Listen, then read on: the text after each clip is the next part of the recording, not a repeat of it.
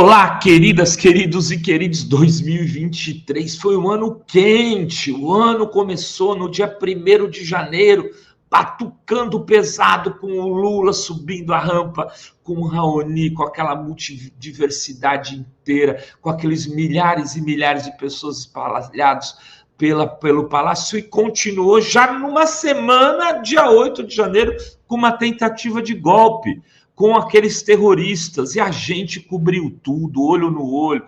E aqui para você segue um dos vídeos que bombou dessa retrospectiva 2023. De olho nesse vídeo. Eu acho que, sinceramente, olhando para o senhor, eu acho que o senhor acredita no que diz, o que, a meu ver, é mais grave. Porque o senhor realmente parte de um sistema de crenças muito próprias, muito singular, que não tem aderência na realidade. Sr. Flávio Dino, eu gostaria de aproveitar esse tempo para lhe fazer algumas questões relacionadas ao projeto das fake news encaminhado pelo governo, pelo Ministério da Justiça, o que consta. Analisei e li o projeto de cabo a rabo e fiquei com uma série de preocupações relativas ao tom desse projeto. O artigo 7º, ele prevê riscos sistêmicos que devem ser objeto de moderação segundo o artigo 8º. Dentro desses riscos sistêmicos está qualquer ameaça de violação à dimensão coletiva de direitos fundamentais. Dentre os direitos fundamentais estão direito à honra, à dignidade. Uma crítica mais incisiva pode ser lida como uma violação a direito fundamental.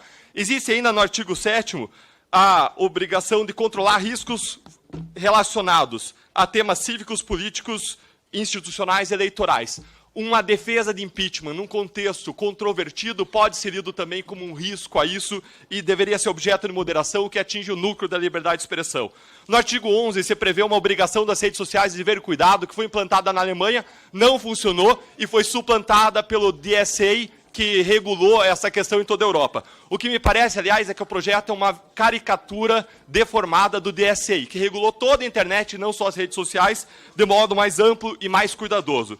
Esse projeto encaminhado pelo governo ainda, ele prevê uma espécie de protocolo de segurança, que é uma espécie de mini-ditadura, que pode ser decretada em hipóteses muito amplas, importado do DSA, mas o DSA prevê ele em duas hipóteses muito específicas. Risco à segurança pública e risco à segurança sanitária, quando esse ampliou de modo ilimitado.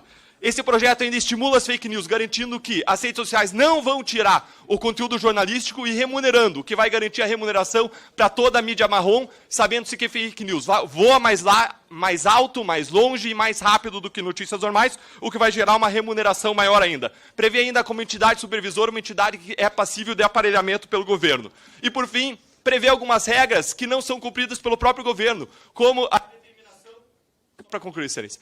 Como a determinação de que autoridades públicas não devem bloquear comentários e não devem bloquear a visibilidade de seus posts, o que é contraditório, porque eu não sei se o senhor tem conhecimento, talvez tenha sido a sua equipe, mas eu fui bloqueado pelo senhor nas redes sociais. Então, me parece um projeto altamente contraditório, que fere o coração da liberdade de expressão, que promove fake news em vez de restringir fake news, e me preocupa muito isso num contexto de um governo que é amigo de ditaduras, que buscou mudar a lei das estatais para derramar dinheiro na imprensa e que adota uma série de posturas que, com todo o respeito, são antidemocráticas. Gostaria de ouvir o senhor a respeito disso. Obrigado, excelência. Eu creio que as questões são todas pertinentes ao deputado Orlando, que está 2 cadeiras atrás do senhor. Mas eu, como eu conheço o deputado Orlando e sei que é um democrata e tenho amplo respeito público, eu me coloco na condição de litisconsorte, e neste caso é consorte mesmo, do deputado Orlando, para prestar...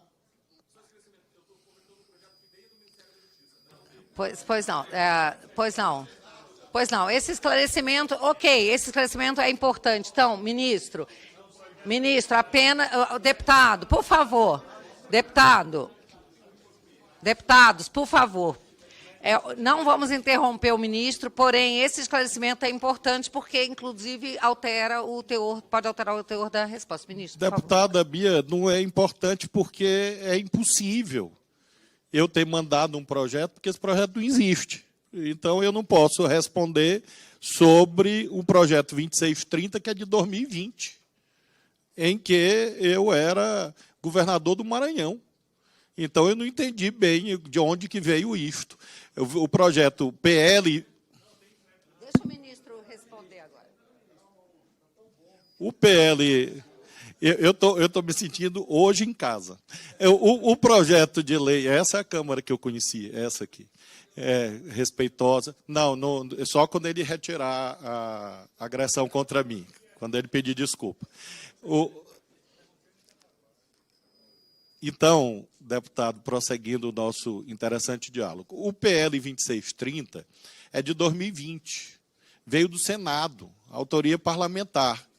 E aí veio para a Câmara, e já houve vários substitutivos. O governo não mandou projeto para esta casa. Nós temos vários estudos, houve inclusive um que disseram que tinha saído do Ministério da Justiça, que nunca tinha passado por lá antes na história.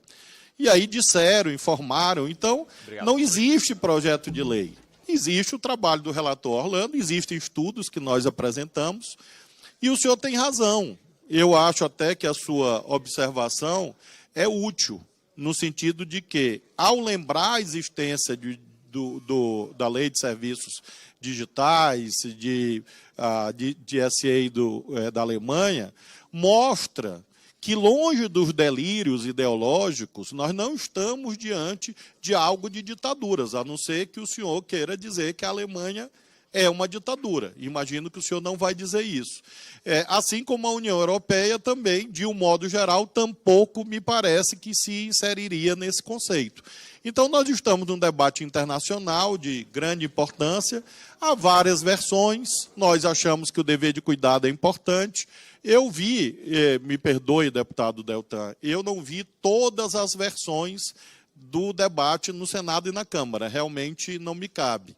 Eu vi a última versão do deputado Orlando, e lá não está previsto isso que o senhor disse aí, de que seria dever de cuidado amplo. Pelo que eu li, o deputado Orlando restringiu algumas hipóteses e chama a atenção também que esse conteúdo consta agora de uma decisão liminar do ministro Alexandre de Moraes. Ou seja, isso que a Câmara está discutindo já consta de uma liminar azarada ontem no Supremo. Então, eu espero que a Câmara conclua esse debate. Agora, realmente, isso que o senhor disse, que há um projeto, o projeto de lei 2630 é de autoria, salvo engano, do senador Alessandro Vieira, se não me falha a memória. E é de 2020, quando eu tinha a honra de governar o Maranhão. Ok. Deputado Deltan, para a sua réplica. Senhor Flávio Dino, eu me manifestei com base em informações de imprensa que informaram que uma das versões que circulou teria vindo do Ministério da Justiça, junto com a SECOM, e que foi incorporada em grande medida no curso dentre as versões. Mas se o senhor está falando que não veio do Ministério da Justiça, a questão fica justificada com base na sua afirmação, na nossa reunião anterior, feita na CCJ, de que essa era uma das prioridades do governo. O que me preocupa muito é que venha um controle incisivo sobre a nossa liberdade de expressão, num contexto, e é ruim isso, venha de um governo de esquerda, venha de direita, mas me preocupa ainda mais, circunstancialmente, num governo que apoia ditaduras, que buscou implantar o Ministério da Verdade, e um governo que, em suas versões anteriores, praticou os maiores escândalos de corrupção da face da terra para manter o seu poder. E, diante de penas altas, avançou, cruzou todos os limites da lei, e o que seria o risco de uma censura para um governo que já fez isso. E eu coloquei a questão relativa à corrupção, relativa à prisão em segunda instância, muito embora sejam pautas do parlamento, porque nós sabemos que o governo tem suas agendas prioritárias. E o tema do combate à corrupção é uma agenda de Estado. E é essencial que o governo tome uma postura e uma proatividade em relação a temas que considera importantes, o que, sinceramente, eu não vejo no tocante ao combate à corrupção. Para encerrar, antes eu via um Estado processando, investigando corrupção de bilhões de reais, e hoje eu vejo o Estado processando, investigando uma falsificação de uma carteira de vacinação. Não que não deva ser investigado, tudo deve ser investigado, todo mundo deve ser colocado debaixo da lei. Mas a questão é a proporção e a gravidade dos fatos. Obrigado, excelência. Eu informo ao senhor que nós continuamos, como mencionei, a investigar escândalos graves e vamos continuar aplicando a lei, com seriedade diferente do que havia no passado. Eu fico muito triste de ver o senhor afirmando que uma investigação séria sobre uma questão sanitária não é prioridade. E eu acho que o senhor deveria rever isso, porque é muito grave o que o senhor acabou de afirmar. O senhor é uma pessoa conhecida. Imagino que pessoas que votaram no senhor perderam a vida, ou familiares dessas pessoas perderam a vida. Então, uma questão sanitária é grave, a vida é muito grave. O senhor tem essa pauta da corrupção, enfim, e eu considero que o senhor deveria pensar em outras corrupções. E conspirar contra a saúde pública é uma corrupção gravíssima. Em relação aos projetos, aos estudos, faço questão de frisar para não ter mal entendido. É claro que o Ministério da Justiça fez estudos, propostas, ideias várias ao longo desse processo na Câmara, mas projeto de lei não, porque nós respeitamos o trabalho do relator. Então, eu não sei qual é esse projeto apócrifo que o senhor tem nas mãos, certamente não está assinado por mim nem por ninguém da minha equipe. Em relação, finalmente, ao debate sobre a lei é necessária ou não, o senhor fala em ditaduras, o senhor fala em maiores escândalos. Eu acho que, sinceramente, olhando para o senhor, eu acho que o senhor acredita no que diz, o que, a meu ver, é mais grave, porque o senhor realmente parte de um sistema de crenças muito próprias, muito singular, que não tem aderência na realidade.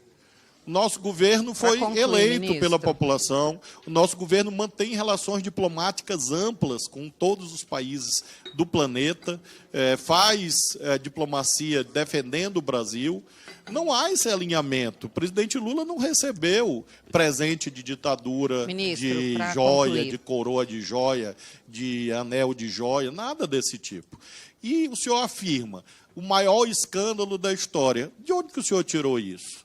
Eu acho que quando o senhor afirma isso, o senhor comprova a necessidade do projeto sobre fake news. Porque isso mostra que, às vezes, há uma ideia de repetir uma mentira para ver se ela vira verdade. Não foi verdade, não é verdade. Todos os casos têm sido julgados pelo Poder Judiciário e assim continuará. Então, assim funciona o Estado Democrático de Direito. Bom.